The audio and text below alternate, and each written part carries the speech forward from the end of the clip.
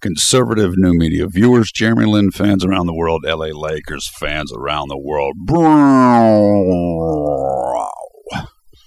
That is because Byron Scott, the head coach of the Los Angeles Lakers, has decided to switch up the lineup.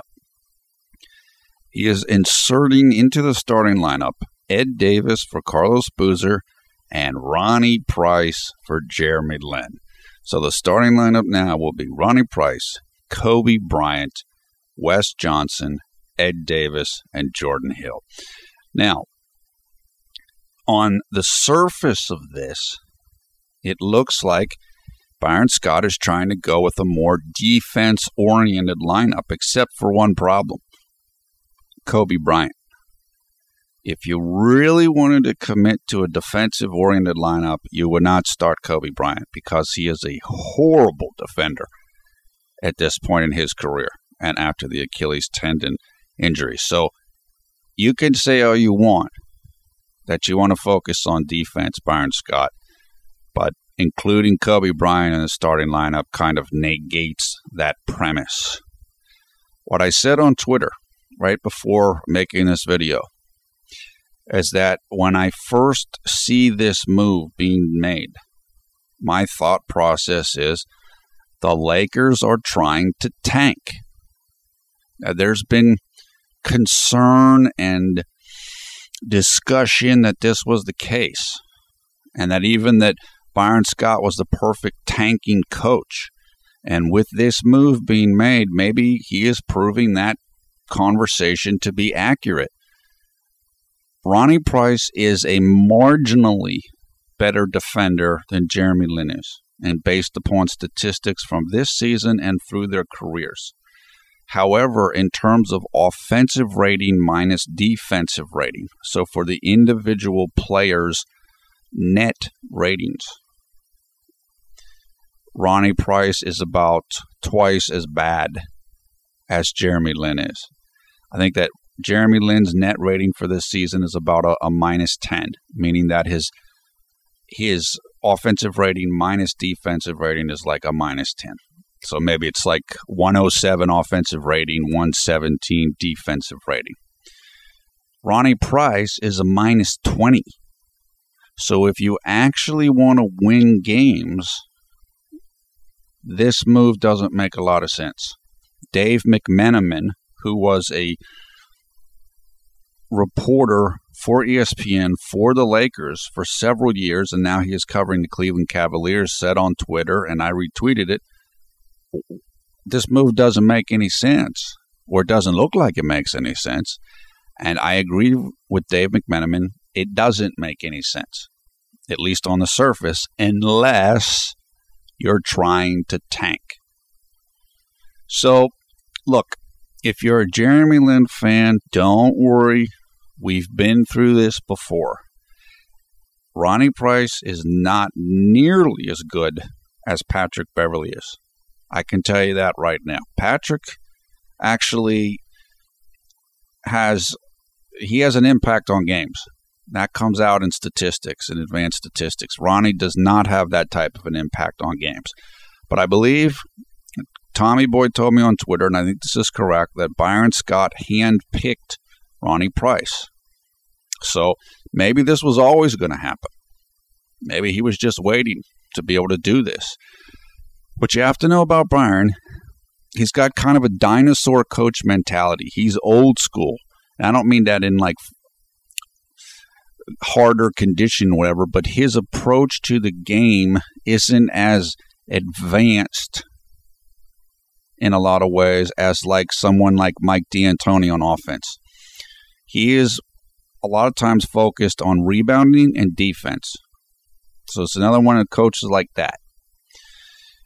I think this is kind of a desperation move, unless it's just a pure tanking move.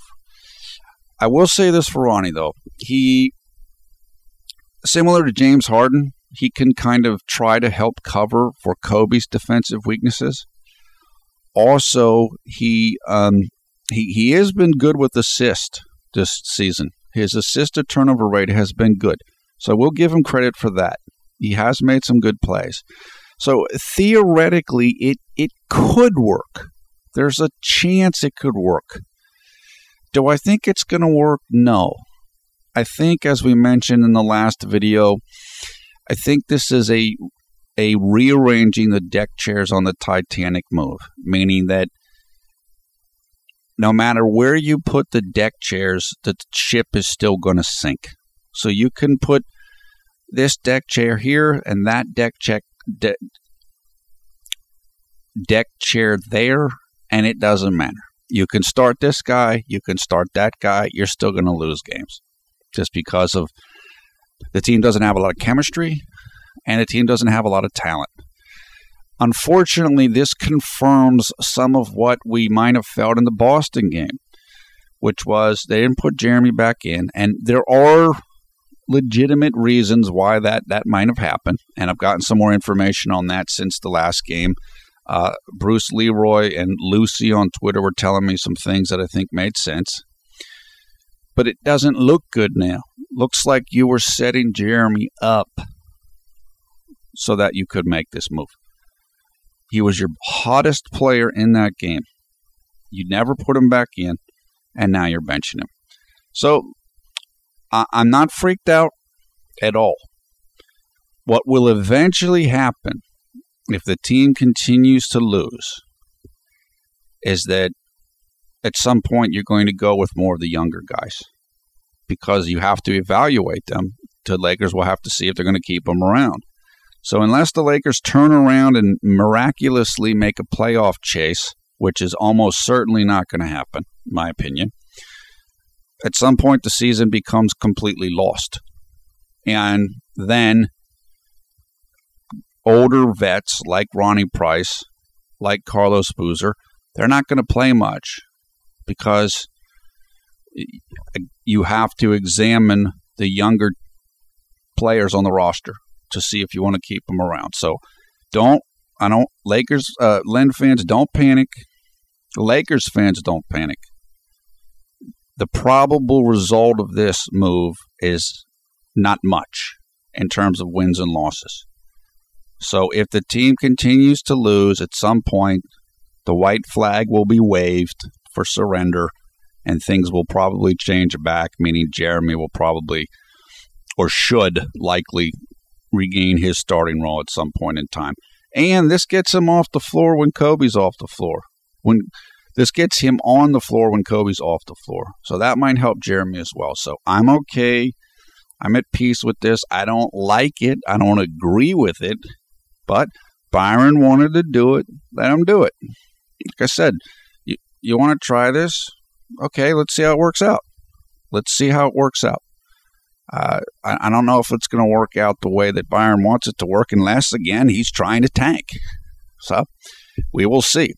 That is it for now. There is a game later on. It will begin in about 6.5 hours. So, of course, we'll be covering that. We'll be eager to see. Ronnie gets the start and Ed Davis gets the start. Ed, I can understand putting in Ed for Carlos Boozer. But the problem for Ed is he gets a lot of fouls easily. So hopefully he'll be able to stay on the court. He needs time to develop. He does need time to develop. So I understand that move. Well, just like I said, we'll see how it's going to work out. The Lakers will be taking on the New Orleans Pelicans later tonight at Staples Center. And again, we'll be all over that. So hang in there, Lynn fans. Nobody's happy about this, including a whole bunch of Lakers fans, I can assure you. But we will get beyond this. So just stay tight till then. Okay, thumbs up, thumbs down. Your comments below. Come and talk to us on Twitter. We'll be around there. Put your comments in the thing. We'll try to get to you there as well. I am PFV once again, Paul F. Villarreal, the NBA expert. Thanks a lot for watching Conservative New Media. We strive to be the #1 Jeremy Lin YouTube fan channel. Byron Scott, the tank commander, has made his lineup switches. Ronnie Price for Jeremy Lin, Ed Davis for Carlos Boozer. We will get to see the results in just 6 hours from now. Talk to you guys later. Have a great night or great day, wherever you are around the world when you watch this video.